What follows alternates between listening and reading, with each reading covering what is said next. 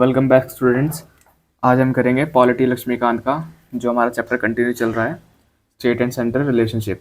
ठीक है, इसका हम पार्ट सेकंड करने जा रहे हैं। ठीक है, इसके पहले पार्ट में हमने देखा सेंटर स्टेट के बीच में क्या रिलेशंस है।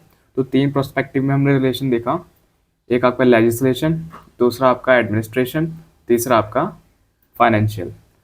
तो हमने जब पढ़ाई शुरू करी थी तो हम इसमें लास्ट वीडियो में हमने पढ़ा था लेजिस्लेशन के 4 एस्पेक्ट थे टोटल। ठीक है, जिसमें से हमने 2 पढ़ लिए थे। कौन कौन से 2 हमने पढ़े थे? एक आपका जियोग्राफिकल टेरिटोरियल एरिया वाइज और दूसरा हमने पढ़ा था सब्जेक्ट वाइज डिवीजन। अब हम देखेंगे थर्ड पर्सपेक्टिव जो है आपका parliamentary legislature in the field. ठीक है, parliamentary legislation in the state field मतलब कि पार्लियामेंट्री। ठीक है, अब देखो स्टेट, कुछ स्टेट के पास देखो हमने सब्जेक्ट्स में क्या पढ़ा था कि कुछ स्टेट्स, कुछ टॉपिक ऐसे हुए हैं जो कि जिनके ऊपर खाली सेंटर लॉ बना सकता है, जो हमने यूनियन लिस्ट में डाला था। ठीक है, और कुछ टॉपिक ऐसे हैं जिस पे खाली स्टेट ही लॉ बना सकता है, जैसे हम स्टेट लिस्ट में बोलते हैं। ठीक है, और तीसरा कौन कौन सा? कॉन्करेंट लिस्ट, जिसमें दोनों मिलकर रूल्स बनाएंगे। ठीक है, वो चीज़ था। लेकिन अब हम इसमें क्या देखेंगे थर्ड पॉइंट में कि जो पार्लियामेंट्री लेजिस्लेशन है, ठीक है, मतलब पार्लियामेंट्री जो लेजिस्लेशन है, जो रूल बनाने की जो पावर है, पार्लियामेंट के पास ज़्यादा है as compare to state field. Parliament के पास ये तक भी पावर है कि वो स्टेट फील्ड के जो लिस्ट के अंदर टॉपिक है उसके ऊपर भी लॉ बना सकता है। तो उसी के बारे में हम देखेंगे वो कौन कौन से टॉपिक हैं और क्या ऐसा होगा, देखते हैं। देखो, parliament to make laws on any matter in the state list under the following 5 extraordinary circumstances. देखो ये क्या बोल रहा है कि जो पार्लियामेंट है वो लॉ बनाता है, मतलब उसके पास पावर है कि वो किसी भी टॉपिक पर लॉ बना सकता है। ठीक है, चाहे फिर वो मैटर स्टेट का ही क्यों ना हो, स्टेट लिस्ट का ही क्यों ना हो, लेकिन वो 5 सर्कमस्टांसेस के अंदर नहीं बना सकता। अच्छा, कौन कौन से 5 सर्कमस्टांसेस है भाई? ठीक है, 5 पॉइंट्स के ऊपर नहीं बना सकता। देखो कौन कौन सा। ठीक है, 5 सर्कमस्टांसेस के अंदर नहीं, 5 सर्कमस्टांसेस के अंदर ही बना सकता है। ठीक है, उसके अलावा किसी में नहीं बना सकता। देखिए, सबसे पहला है हमारा when Rajya Sabha passes a resolution, मतलब कि जब राज्यसभा खुद ही, राज्यसभा, ठीक है, राज्यसभा में कौन होते हैं? एमएलएस। एमएलएस कौन होते हैं? Member of state legislative assembly. ठीक है, member of state legislative assembly मतलब कि राज्य के असेंबली के लोग होते हैं हमारे राज्यसभा की, मतलब राज्यसभा के मेंबर। ठीक है, मतलब कि वो स्टेट से सेलेक्ट होकर आए होते हैं। ठीक है, ग्राउंड लेवल से नहीं आए होते। जो लोकसभा में मेंबर होते हैं वो ग्राउंड लेवल से सेलेक्ट होकर आते हैं, लेकिन जो राज्यसभा के जो मेंबर होते हैं वो एक पर्टिकुलर स्टेट से सेलेक्ट होकर आते हैं, हर स्टेट्स में से। जैसे कि मैं बोल सकता हूँ कि एक मैं एग्जांपल देता हूँ कि यूपी का, यूपी में सपोज करो इतना बड़ा जियोग्राफिकल एरिया है, तो उसमें कम से कम 6-7 एमएलए आते हैं। ठीक है, वो सारे के सारे राज्यसभा में बैठते हैं। ठीक है, तो वो मेंबर्स होते हैं जो स्टेट के, हर स्टेट के अपने अलग अलग नंबर ऑफ एमएलए होते हैं। जो स्टेट छोटी होगी, ठीक है, पॉपुलेशन के हिसाब से बेसिकली एमएलए सेलेक्ट किए जाते हैं। ठीक है, जिसकी जितनी कम पॉपुलेशन होगी उसके उतने कम एमएलए होंगे, और जिसकी जितनी ज़्यादा पॉपुलेशन होगी उसके उतने ज़्यादा एमएलए होंगे। ठीक है, तो राज्यसभा में जो बैठते हैं वो होते हैं हमारे एमएलए। ठीक है, member of state legislative assembly. ठीक है, अच्छा, तो ये क्या करते हैं, ये सब मिलकर राज्यसभा में कितने मेंबर होते हैं टोटल? राज्यसभा में टोटल मेंबर होते हैं 245 मेंबर होते हैं राज्यसभा में टोटल। ठीक है, अब ये 245 जो अलग अलग स्टेट से आए हुए हैं, ठीक है, ये क्या करेंगे, एक रिजोल्यूशन पास करेंगे। ठीक है, रिजोल्यूशन पास करेंगे। क्या बोलेंगे रिजोल्यूशन में? ये रिजोल्यूशन में बोलेंगे कि भैया हम पार्लियामेंट को, हम सेंटर को, हम पार्लियामेंट को, हम सेंटर को इस टॉपिक पर क्या दे रहे हैं, इस टॉपिक पर डोमिनेंसी दे रहे हैं। मतलब कि इस टॉपिक को हम पार्लियामेंट्री को दे रहे हैं कि भैया पार्लियामेंट्री, अब ये वाला टॉपिक इस पर आप लॉ बनाओ। ठीक है, तो जो भी रिजोल्यूशन वो पास करेंगे उस टॉपिक को उसमें डिस्कस करेंगे और बताएंगे कि हाँ हम ये वाली पावर, इस पर रूल बनाने की पावर, लॉ बनाने की पावर पार्लियामेंट को दे रहे हैं। तो ये होता है कि when Rajya Sabha passes a resolution, देखो resolution must be supported by 2/3 of the members, मतलब कि स्पेशल मेजोरिटी से पास कराना होगा। स्पेशल मेजोरिटी क्या होती है कि जितने टोटल मेंबर्स हैं उसके 2/3 मेंबर, मतलब कि 245 के 2/3 निकाल लो, 245 का 2/3 निकाल लो, तो जितने भी मेंबर आएंगे उनका फेवर होना चाहिए। जो भी रिजोल्यूशन पास कराना है, 2/3 member of the Rajya Sabha was in favour of the resolution, तब जाके ये पास होगा, स्पेशल मेजोरिटी से पास होगा। अगर ये पास हो जाता है राज्यसभा में, तब जाके जो पार्लियामेंट है उस पर्टिकुलर टॉपिक पे जो भी इसमें रिजोल्यूशन में डिस्कस करे गए होंगे उस पर जाके लॉ बना सकता है। ठीक है, resolution remains in force for 1 year and can be renewed any number of times but not exceeding 1 year at a time. देखो क्या बोल रहा है कि अब जो रिजोल्यूशन है अब ये अगर आपने एक बार पास करवा दिया तो ये लगभग 1 साल तक वैलिड रहेगा, पूरा कंप्लीट 1 साल तक। मतलब कि आज आपने, एग्जाम्पल देता हूँ मैं, आज आपने अगर 15 अगस्त को पास करवाया तो अगले साल 15 अगस्त तक ये वैलिड रहेगा, उसके बाद आपको उसे दोबारा रिन्यू करवाना पड़ेगा, ठीक है। और ये 1 साल में बस एक ही साल के लिए रिन्यू करा सकते हो। मतलब कि आज मैं, जैसे अगर मैं आज रिजोल्यूशन पास कराता हूँ, मतलब सपोज करो एग्जाम्पल ले देता हूँ, राज्यसभा एक रिजोल्यूशन पास करवा रही है, आज करवा रही है, ठीक है। तो आज करवा रही है तो अगले 1 साल के लिए होगा, वो आज के टाइम पे अगले 2 साल के या 3 साल के लिए नहीं करा सकती, एक बार पर एक ही टाइम के लिए, मतलब एक टाइम पर एक ही साल के लिए हो सकता है, ठीक है। ये देखो क्या बोला है, but not exceeding 1 year at a time, एक टाइम पर एक ही साल के लिए होगा, चाहे कितनी बार पास करा लो, हर बार आपको रिन्यू करवाना पड़ेगा, ठीक है। तो पहला पॉइंट तो ये हो गया कि जब राज्यसभा रिजोल्यूशन पास करती है। दूसरा देखो क्या होता है, अच्छा, law cease to have effect on the expiration of the 6 month after the resolution has seize to be in favour. देखो क्या बोल रहा है, इन फोर्स। देखो कि अब ये रिजोल्यूशन पास कराया राज्यसभा में, जब राज्यसभा में एक रिजोल्यूशन पास हो गया, उसके 1 साल हो गया पूरा, मतलब कि 15 अगस्त को पास कराया था और अगला साल का 15 अगस्त आ गया, ठीक है। और उसके 6 महीने के अंदर अंदर, मतलब कि 15 अगस्त से 6 महीने और लगा लो आगे को, ठीक है। 15 अगस्त से 6 महीने आगे का टाइम का और लगा लो, उस 6 महीने के अंदर आपको उसे दोबारा रिन्यू करवाना पड़ेगा। अगर आप उसे दोबारा रिन्यू नहीं करा पाते उस टाइम के अंदर अंदर, तो फिर वो क्या हो जाएगा, खत्म हो जाएगा रिजोल्यूशन। उसके बाद आपको दोबारा स्टार्टिंग से ही पास करवाना पड़ेगा स्पेशल मेजोरिटी के साथ, ठीक है। ये चीज़ है। अच्छा, आप दूसरा देखो क्या है, पहला पॉइंट हमने पढ़ लिया कि अगर राज्यसभा मिलकर रिजोल्यूशन पास करती है 2/3 मेंबर्स की वजह से, मतलब कि स्पेशल मेजोरिटी से, ठीक है।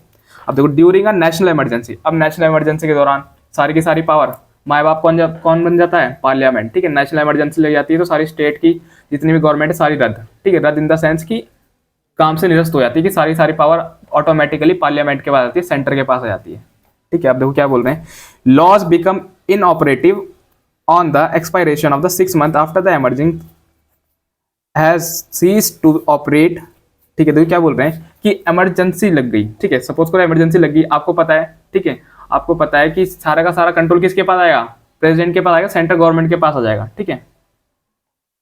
सारा का सारा कंट्रोल सेंटर के पास आएगा, पार्लियामेंट के पास आ जाएगा, ठीक है। तो ये क्या बोल रहा है कि जब ये इमरजेंसी लगी हुई है और ये खत्म हो गई है, उसके 6 महीने बाद क्या होगा, after the emergency has seize to operate. अब देखो क्या बोल रहे हैं, repugnancy conflict between the state laws and the parliamentary law, the latter is to prevail. देखो ये क्या बोल रहा है, फिर क्या होगा कि उन दोनों के बीच में कन्फ्लिक्ट होगा, ठीक है। कन्फ्लिक्ट होगा, क्या कन्फ्लिक्ट होगा, कन्फ्लिक्ट ये होगा कि जो पहले लॉ चल रहे थे, मतलब कि कौन से लॉ, जो लॉ चल रहे थे हमारे पार्लियामेंट के इमरजेंसी के दौरान, ठीक है, इमरजेंसी के दौरान जो लॉ चल रहे थे पार्लियामेंट के, अब उसके बीच में और जो स्टेट ने जो पहले लॉ बनाए हुए तो उन दोनों के बीच में कन्फ्लिक्ट होगा, ठीक है। तो ऐसे टाइम पे क्या होगा, तो जो किसके लॉ पर वो करेंगे, डोमिनेंस किसका करेंगे, डोमिनेंट किसको दिया जाएगा, महत्व किसको दिया जाएगा, किसके लॉ को दिया जाएगा, तो ऐसे टाइम पर दिया जाएगा पार्लियामेंट के लॉ को महत्व, ठीक है। क्यों दिया जाएगा भैया, क्योंकि पार्लियामेंट क्या है, बड़ा भाई है, ठीक है, उसके बाद तो वो माना जाएगा, ये चीज़ है। अब अगर तीसरा पॉइंट क्या है, तीसरा पॉइंट है when states make a request. अब जब 2 या 2 से ज़्यादा स्टेट जाकर पार्लियामेंट से, ठीक है, पार्लियामेंट से जाकर रिक्वेस्ट कर रही है, बड़े भाई से रिक्वेस्ट कर रही है, बड़े भैया ये 3 सब्जेक्ट हैं, इन तीनों पे हमने, मतलब हमारे कंफ्यूजन हो रही है, हम इस पे लॉ नहीं बना पा रहे, आप ऐसा करो, हम तीनों के बिहाफ पर आप ना इस पे लॉ बना के हमें दे दो, और जो भी आपका, मतलब कि जो भी आपकी आज्ञा होगी हम तीनों आराम से मानेंगे, ठीक है। जो भी आप बोलोगे वो हम तीनों आराम से करेंगे, बस इस पे लॉ बना के दे दो इस टॉपिक पे। तो अब ये लगता है, ठीक है, लेजिस्लेचर ऑफ 2 स्टेट और more states pass resolution requesting the parliament to enact laws on the matter in the state list. देखो क्या बोल रहे हैं कि स्टेट लिस्ट का मैटर होगा, ठीक है, स्टेट लिस्ट का मैटर है, लेकिन क्या, जब 2 या फिर 2 से ज़्यादा, 3, 4, 5 कितनी भी, जब 2 या 2 से ज़्यादा स्टेट एक साथ मिलकर पार्लियामेंट के पास आती हैं और पार्लियामेंट से बोलती हैं कि सर ऐसा करिए, आप ना इस टॉपिक पे हमें लॉ बना के दे दीजिए, ठीक है, इस टॉपिक पे हमें लॉ बना के दीजिए, इस टॉपिक पे हम मतलब किसी उस पर नहीं पहुंच पा रहे, ठीक है, एंडिंग पॉइंट पे नहीं पहुंच पा रहे, इसलिए आप इस पे लॉ बना के दे दीजिए, और जो भी आप बोलोगे वही हम करेंगे, ठीक है, वही इंप्लीमेंट कर देंगे अपने यहाँ भी। तो तब जाके स्टेट लॉ बना सकती है, ठीक है, मतलब पार्लियामेंट लॉ बना सकती है। अच्छा, किसके ऊपर, स्टेट लिस्ट के ऊपर। तीसरा पॉइंट ये था, अच्छा, laws applies only to those states which have pass the resolution. अच्छा, अब जिन स्टेट ने रिक्वेस्ट करी है तो पार्लियामेंट का लॉ खाली उन्हीं स्टेट पर इंप्लीमेंट होगा, ये नहीं कि भैया 3 स्टेट थी और आपने लगा दिया 4 स्टेट पर, ऐसा नहीं होगा, ठीक है। अगर 3 स्टेट ने आपसे रिक्वेस्ट करी तो आप उन्हीं 3 स्टेट्स पर ही वो इंप्लीमेंट होगा लॉ, ठीक है, ये चीज़ है। अच्छा, such law can be amended or repealed only by the parliament. अब जब पार्लियामेंट ने बनाया, हमेशा पता है, ठीक है, हमेशा एक ही चीज़ बोलता हूँ मैं, क्या, कि अगर कोई बॉडी कोई भी लॉ रेगुलेशंस या अमेंडमेंट करती है तो उससे बड़ी बॉडी के पास ही उसके पास हक है कि उसे हटा सकती है, छोटी बॉडी खुद नहीं हटा सकती, ठीक है। तो पार्लियामेंट से बड़ी तो कोई बॉडी नहीं है, ठीक है। पार्लियामेंट्री क्या है, माई बाप है, ठीक है। तो पार्लियामेंट अपना लॉ खुद ही अमेंड कर सकती है। स्टेट लिस्ट से बाद में अगर हटाना चाहे अपना आप खुद से तो नहीं हटा सकती, उसे रिक्वेस्ट करना पड़ेगा पार्लियामेंट से कि भाई साहब अब हमारा जो काम था वो हो गया, अब आप ऐसा करो इसे हटा दो, ठीक है, तब जाके हटाएंगे पार्लियामेंट। अच्छा आगे देखो एग्जाम्पल देखो क्या दिया है मैंने। प्राइस कॉम्पिटिशन एक्ट, एक एक्ट आया था 1955 में, और जैसे दूसरा क्या था, वाइल्ड लाइफ प्रोटेक्शन एक्ट 1972 में। तो ये सारे के सारे क्या हैं, ये समझ सकते हो कि 3-4 स्टेट ने इन्हें एक साथ मिलकर पार्लियामेंट के पास गए थे कि हमें इस चीज़ की प्रोटेक्शन करनी है, इसके ऊपर आप कोई लॉ लेके आओ हमारे लिए। तो फिर लेके आई प्राइस कॉम्पिटिशन एक्ट 1955 में, फिर वाइल्ड लाइफ प्रोटेक्शन एक्ट लेके आई 1972 में, ठीक है। Prevention and control of population act लेके आई 1974 में। ये एग्जाम्पल है। तो इन्हें अपने नोट्स में लिखते रहना, ठीक है। क्यों? क्योंकि ये मेन आंसर में राइटिंग में आपको मदद करेंगे, जितने भी कॉन्सेप्चुअल चीज़ें हैं। तो तीसरा पॉइंट हो गया। अब देखो फोर्थ पॉइंट क्या था हमारा, फोर्थ पॉइंट था टू इम्प्लीमेंट इंटरनेशनल एग्रीमेंट। मतलब कि एग्जाम्पल देके पहले समझा देता हूँ, उसके बाद पढ़ाऊंगा। देखो अभी क्या हुआ था, अभी देखो रिसेंटली क्या हुआ, जो बांग्लादेश था, ठीक है, बांग्लादेश था और वेस्ट बंगाल था हमारा। तो क्या हुआ, उन दोनों के बीच में कन्फ्लिक्ट हुआ। किसके ऊपर कन्फ्लिक्ट हुआ? रिवर के ऊपर, ठीक है। रिवर के ऊपर कन्फ्लिक्ट हुआ कि भाई साहब कुछ कन्फ्लिक्ट था, आपको पता ही होगा, मैं खाली बता देता हूँ। तो रिवर के ऊपर कन्फ्लिक्ट हुआ कि ये पानी आपको इस टाइम पीरियड के लिए हमें देना था, ठीक है। अब उसे एक्सटेंड कर देते हैं और को, ठीक है। तो उसे हमने एक्सटेंड करा। तो ये जो अब जो ये बात थी, भले ये बात हमारी वेस्ट बंगाल, हमारी कंट्री की एक स्टेट वेस्ट बंगाल और दूसरे देश बांग्लादेश के साथ थी, ठीक है, लेकिन इसमें डील किसने करी? डील हमारी सेंट्रल गवर्नमेंट ने करी, ठीक है। क्यों डील करी, क्यों करी बताओ? क्योंकि भाई सेंट्रल गवर्नमेंट माई बाप है, ठीक है। अब जब इतना बड़ा अहम फैसला होगा परिवार का तो कौन जाएगा? बड़ा आदमी जाएगा। तो कौन है बड़ा? सेंटर, पार्लियामेंट, ठीक है, पार्लियामेंट बड़ा है। तो central government to fulfil its international obligation, अगर दूसरे देश से कुछ भी क्या करना है, कुछ भी रिलेशंस बनाने हैं या फिर किसी स्टेट के बारे में कुछ बात करनी है, तो सेंटर उससे डील करेगा, ठीक है। डायरेक्टली वो स्टेट जाके उससे डील नहीं करेगी, ये चीज़ है। एग्जाम्पल गरेनेवा कन्वेक्शन एक्ट 1960, यूनाइटेड नेशन, देखो ये एग्जाम्पल है, इन्हें भी लिखते रहना।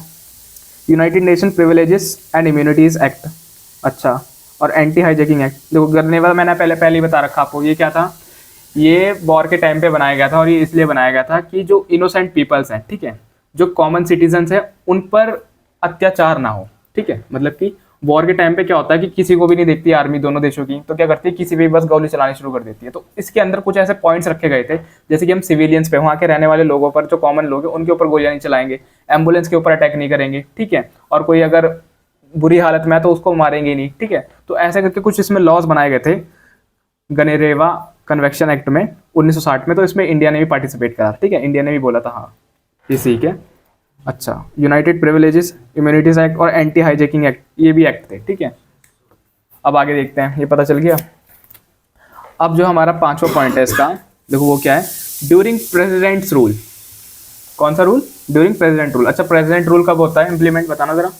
देखो प्रेसिडेंट रूल तब इम्प्लीमेंट होता है जब कोई स्टेट, ठीक है, अपनी मनमर्जी का काम कर रही हो और सेंट्रल गवर्नमेंट की बात ना मान रही हो, या फिर वो लॉ को सही से इम्प्लीमेंट नहीं करा रही है, ठीक है, नहीं करा पा रही है। तो दो केसेस में अंडर आर्टिकल 355 के तहत, अंडर आर्टिकल 356 में प्रेसिडेंट रूल इम्प्लीमेंट हो जाता है, ठीक है। कौन सा रूल? प्रेसिडेंट रूल इम्प्लीमेंट हो जाता है। इसमें क्या होता है, इसमें सारी स्टेट की पावर रद्द हो जाती है, वहाँ पर पार्लियामेंट बता रहा हूँ, प्रेसिडेंट रूल लग जाता है। मतलब कि वहाँ पे पार्लियामेंट के ही लॉ चलेंगे, फिर जो पार्लियामेंट बोले कि वही होगा, ठीक है। और ये कितने भी टाइम पीरियड के लिए लग सकता है, ये चीज़ है। अब देखो इसमें किस तरह से यहाँ पे पार्लियामेंट लॉ बना सकती है, देखो बता देता हूँ। Laws made by the parliament continues to the operative even after the president's rule, ठीक है। अब देखो एग्जांपल देता हूँ, सपोज करो यूपी है। अब यूपी में क्या हुआ, जो उसकी यहाँ की सेल्फ गवर्नमेंट है, मतलब कि जो स्टेट गवर्नमेंट है यूपी की, उसने अच्छे से काम नहीं करा। वैसे तो योगी से सब मान लेंगे, तो किसी और स्टेट का ही देखते हैं एग्जाम्पल। मैं उत्तराखंड का लेता हूँ एग्जाम्पल, ठीक है। तो उत्तराखंड के जो यहाँ की स्टेट गवर्नमेंट है, उसने अच्छे से काम नहीं करा, और हाँ उसने कुछ सेंटर ने उसने कुछ बात बताई थी कि भैया ये आपको नहीं करना है, और स्टेट गवर्नमेंट वही करा, ठीक है, वही करके दिखा दिया। तो फिर यहाँ पे क्या होगा, यहाँ राष्ट्रपति शासक लग जाएगा, मतलब कि राष्ट्रपति रूल लग जाएगा, प्रेसिडेंट रूल लग जाएगा, ठीक है। उसके दौरान क्या होगा, उसके दौरान यहाँ पे पार्लियामेंट का रूल चलेगा, लॉज चलेंगे। तो उस टाइम पीरियड के अंदर पार्लियामेंट यहाँ पे अपने लॉ बना सकता है, ठीक है। और ये कितने टाइम पीरियड के लिए भी चल सकती है, जब तक कि प्रेसिडेंट ना बोल दे। अच्छा, तब क्या होता है कि जो पार्लियामेंट है इसके पास पावर आती है कि यहाँ पे के लिए रूल बना सकता है, ठीक है। अच्छा, but such a law can B repealed and altered और री enacted by the state legislature. देखो क्या बोल रहा है कि एक बार जो पार्लियामेंट ने लॉ बना दिया, ठीक है, अब जब क्या होगा कि जब राष्ट्रपति शासक हट जाएगा, जब प्रेजेंट रूल हट जाएगा, उसके बाद क्या होगा, जो स्टेट गवर्नमेंट है वो दोबारा आएगी, तो दोबारा स्टेट की सरकार आएगी, वो दोबारा रूल करेगी।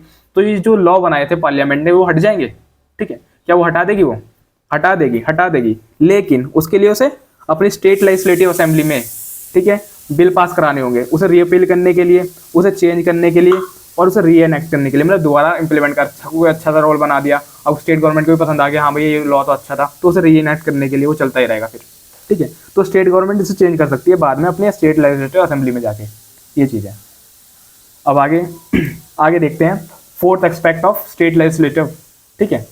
फोर्थ एक्सपेक्ट, 3 एक्सपेक्ट हमने पढ़ लिए, कौन कौन से? सबसे पहला क्या था, टेरिटोरियल एरिया, दूसरा सब्जेक्ट वाइज, तीसरा अभी जो हमने पढ़ा, ठीक है, और चौथा आप पढ़ेंगे centres control over state legislation, कि भैया सेंटर किस किस फील्ड पे उसका कंट्रोल है ओवर द स्टेट लेजिस्लेशन, की मतलब कि सेंटर किस किस जगह पर स्टेट के साथ डोमिनेट करेगा। मतलब कि अगर स्टेट एक रेस है, एग्जाम्पल देता हूँ, एक रेस है उसमें स्टेट भी है उसमें सेंटर भी है, तो उस पर कहाँ पर है जो सेंटर वहाँ पे इंप्लीमेंट करेगा, ठीक है। मतलब कि सेंटर की बात मानी जाएगी। ऐसी कौन कौन से फील्ड है, देखो, गवर्नर रिजर्व बिल्स, ठीक है। गवर्नर रिजर्व बिल्स मतलब कि अब देखो गवर्नर को कौन इंप्लीमेंट करता है? राष्ट्रपति, ठीक है, सेंटर गवर्नमेंट के अंदर। और ये ऐसा होता है कि जैसे ये समझ लो, जैसे हमारे प्रेसिडेंट है ना पूरे नेशन के लिए, ऐसा ही एक गवर्नर होता है पूरी एक स्टेट के लिए। जो स्टेट गवर्नमेंट जो भी लॉ पास करवाएगी तो वो उसे पहले गवर्नर को दिखाना पड़ेगा, गवर्नर की मंजूरी लेनी पड़ेगी, उसके बाद वो वहाँ पे पास करवाएगी, ठीक है।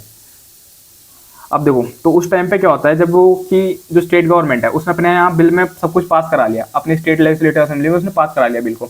अब वो आई स्टेट जो है वो बिल लेके आई गवर्नर साहब के पास। अच्छा, तो गवर्नर साहब के पास जब ये बिल लेके आई तो गवर्नर साहब के पास ये राइट है कि वो क्या कर सकते हैं, उस बिल को रिजर्व कर सकते हैं, मतलब कि अपने पास रख सकते हैं, या फिर और उनसे बोल देंगे स्टेट वालों से कि ये इस पर मैं अपनी मंजूरी दे नहीं रहा हूँ, ठीक है। अच्छा, स्टेट वाले पूछेंगे भाई साहब क्यों नहीं दे रहे, हमने तो अपनी स्टेट लेजिस्लेटिव से पास करवा लिया, आप क्यों नहीं दे रहे मंजूरी, ठीक है। तो ये क्या बोलेंगे, गवर्नर साहब बोलेंगे कि इसके लिए पहले मुझे राष्ट्रपति से बात करनी पड़ेगी, राष्ट्रपति को जाके बताऊंगा मैं, मतलब कि प्रेसिडेंट सर से बात करनी पड़ेगी, उसके बाद ही मैं कुछ कह पाऊंगा। गवर्नर साहब सीधा बोल देंगे, ठीक है, for the consideration of the president, ठीक है। पहले में प्रेसिडेंट की क्या मर्जी है इसके ऊपर, अगर वो इसे चलाना चाहेंगे, इस लॉ को लगवाना चाहेंगे तभी लगेगा, वरना तो नहीं लगेगा, ठीक है। तो इनडायरेक्टली यहाँ पे किसका रूल हो रहा है? पार्लियामेंट का। क्यों लग रहा है? क्योंकि देखो प्रेसिडेंट क्या करता है, प्रेसिडेंट कौन करता है? सबसे पहली बात तो प्रेसिडेंट, एक समझ लो कि प्रेसिडेंट जो है वो आपके पार्लियामेंट की ही बात मानते हैं हमेशा, ठीक है, पार्लियामेंट की ही बात मानेंगे, पार्लियामेंट की ही बात मानेंगे। अब पार्लियामेंट से जैसा कह देंगे कि भैया यहाँ साइन कर दो तो वो यहाँ साइन कर देंगे, ठीक है, उन्हें समझाया जाएगा। समझाना काम कौन करेगी? पार्लियामेंट करेगी। तो इनडायरेक्टली यहाँ पे कौन रूल कर रहा है? पार्लियामेंट रूल कर दी है, ठीक है। अच्छा, प्रेसिडेंट हैव एब्सोल्यूट वीटो। अब देखो प्रेसिडेंट के पास क्या है? Absolute veto. वीटो का मतलब पहले ही बता रखा है क्या है। वीटो का मतलब है कि राइट टू जवाब देना, राइट टू ना जवाब देना, और राइट टू उसे दबा के रख के बैठ जाना। मतलब कि अब देखो बिल जो आया स्टेट लेजिस्लेटिव असेंबली से, जो बिल आया, ठीक है, जो बिल आया उसका लिए प्रेसिडेंट के पास ये राइट है कि वो उसे अपने पास रख के बैठ जाए, ठीक है। चाहे तो उसका जवाब दे दे, ठीक है, मंजूरी दे दे, और चाहे तो इसमें ये बोल दे, क्या बोल दे, चाहे तो उसमें ये बोल दे कि भाई साहब ये रहने दो, इसे ये पास नहीं हो सकता, ठीक है, और चाहे तो उसका कुछ जवाब ही ना दे। तो इसकी वीटो पावर होती है, कोई इस पर क्वेश्चन नहीं कर सकता कि हाँ सर आपने क्यों करा, हमें कम से कम जवाब दे दो, कोई क्वेश्चन नहीं है इसके ऊपर, क्योंकि first person of the nation ये बोल रहा है, कुछ बोल नहीं रहा है, उसकी मर्जी है, ठीक है। वीटो पावर है इनके पास, प्रेसिडेंट सर के पास, अंडर आर्टिकल 200 एंड 201, समझ गए। अच्छा, bills on certain matters introduced in the state legislative only with the previous sanction of the president, article 304। जो क्या बोल रहा है कि जितने भी बिल होंगे सबसे पहले स्टेट लेजिस्लेचर में, मतलब कि स्टेट असेंबली में, अपनी राज्य की सभा में पास होंगे, ठीक है, only with the previous sanction, ठीक है। और कब पास होंगे? अगर प्रेसिडेंट ने पहले से अपनी मंजूरी दे रखी है स्टेट को कि हाँ भैया तुम अपना लॉ बना दो और मैं तुम्हारे साथ हूँ, मेरा सर पे, मतलब तुम्हारे सर पे मेरा हाथ है, ठीक है, तुम कोई सा भी लॉ बना लो, ठीक है। अच्छा, तो फिर उसमें प्रेसिडेंट का रूल नहीं चलेगा। क्यों नहीं चलेगा? मैंने पहले ही बताया, क्योंकि पार्लियामेंट ही बोलती है, सेंट्रल गवर्नमेंट ही बोलती है प्रेसिडेंट को कि आपको ऐसा ऐसा करना है, तो बस प्रेसिडेंट वैसा वैसा करते हैं, ठीक है। और अगर प्रेसिडेंट नहीं, मतलब कि प्रेसिडेंट की मर्जी है, इसका मतलब कि क्या है, पार्लियामेंट की मर्जी है, ठीक है, पार्लियामेंट की मर्जी से ही काम कर रहे हैं, तो इसलिए तब नहीं लग सकता। अच्छा, अब देखो, अब बात करते हैं हम जब फाइनेंशियल इमरजेंसी लग जाती है। पहली बात तो क्या था, गवर्नर रिजर्व बिल्स, कि गवर्नर के पास ये राइट है कि वो रिजर्व कर सकता है बिल को। अब दूसरा क्या देखेंगे इसके अंदर हम, इसके अंदर देखेंगे फाइनेंशियल इमरजेंसी आर्टिकल 360, कि जब फाइनेंशियल इमरजेंसी लग जाती है, मतलब कि वित्तीय आपदा, जब नेशन में पैसों की कमी हो जाती है, तब हमारी लगती है फाइनेंशियल इमरजेंसी, ठीक है। Centre can direct the state to reserve money bills and other financial bills for president's consideration. देखो क्या बोल रहे हैं कि अब देखो क्या हुआ, जब फाइनेंशियल इमरजेंसी लगी तो सेंटर सारी स्टेट गवर्नमेंट को क्या बोलता है, मतलब कि पार्लियामेंट क्या बोलता है कि भैया अभी अपने अपने बिल अपने पास रखो, ठीक है, अभी इसे दिखाने की कोई जरूरत नहीं है, अभी आप क्या करो, अभी नेशन में लगी हुई, हमारे देश में लगी हुई वित्तीय आपदा, तो अपना अपना बजट थोड़ा कम करो, ठीक है, अपना अपना बजट थोड़ा कम करो, और अभी यहाँ पे पेश करने की जरूरत नहीं है कुछ भी, क्योंकि अभी यहाँ नेशन में वित्तीय आपदा लग रखी है, ठीक है। In certain cases without the instruction from president governor can not make any ordinance. देखो क्या होता है, स्टेट गवर्नमेंट में देखो क्या होता है, जैसे कि हमारे नेशन के लिए हमारे प्रेसिडेंट साहब होते हैं, ऑर्डर देते हैं, तो ऐसी ही पावर हमारे गवर्नर साहब के पास होती है फॉर द स्टेट गवर्नमेंट के लिए, ठीक है। मतलब कि ये बोल सकते हो कि जैसा जो रिस्पॉन्सिबिलिटी हमारे प्रेसिडेंट की हमारे नेशन के लिए है, ठीक है, हमारे नेशंस के लिए, वही रिस्पॉन्सिबिलिटी हमारे गवर्नर की हमारे पर्टिकुलर स्टेट्स के लिए, ठीक है, पर्टिकुलर स्टेट के, मतलब अपने अपने स्टेट का अलग अलग गवर्नर होता है, तो उसके लिए अलग अलग रिस्पॉन्सिबिलिटी है, ठीक है जी। सेम रिस्पॉन्सिबिलिटी है जो हमारे प्रेसिडेंट की और जो हमारे गवर्नर की। लेकिन क्या बोल रहा है कि अगर फाइनेंशियल इमरजेंसी लगी है, फाइनेंशियल इमरजेंसी के दौरान अगर गवर्नर कोई भी ऑर्डिनेंस पास करता है, तो उसके लिए पहले उसे प्रेसिडेंट की मंजूरी चाहिए होगी, खाली फाइनेंशियल इमरजेंसी के दौरान, ध्यान रखना। अच्छा, तो ये हमारे कुछ 4 एक्सपेक्ट थे, खत्म हो गए। अब आगे देखते हैं कि Sarkaria commission on state centre relation. अब देखो इसके बारे में थोड़ा सा बताऊं मैं, उससे पहले तो कुछ समझा देता हूँ इसके बारे में। देखो सरकारिया कमीशन क्या है, सरकारिया कमीशन एक सेंटर के द्वारा बनाई गई कमीशन है। किस लिए बनाई गई थी? ये इसलिए बनाई गई थी कि जो सेंटर और स्टेट के बीच में जो कन्फ्लिक्ट है उसे रिजॉल्व किया जा सके, मतलब उसके बीच में सेंटर और स्टेट के बीच में जो लड़ाई झगड़े छोटे छोटे मोटे होते रहते हैं, छुटपुट, उसको रिजॉल्व किया जा सके, ठीक है। तो इसके अंदर एक कमीशन बनाई गई थी सरकारिया, जो हमारे RS सरकारिया जी ने बनाई थी, ठीक है, जो चेयरमैन थे इस कमीशन के, ठीक है।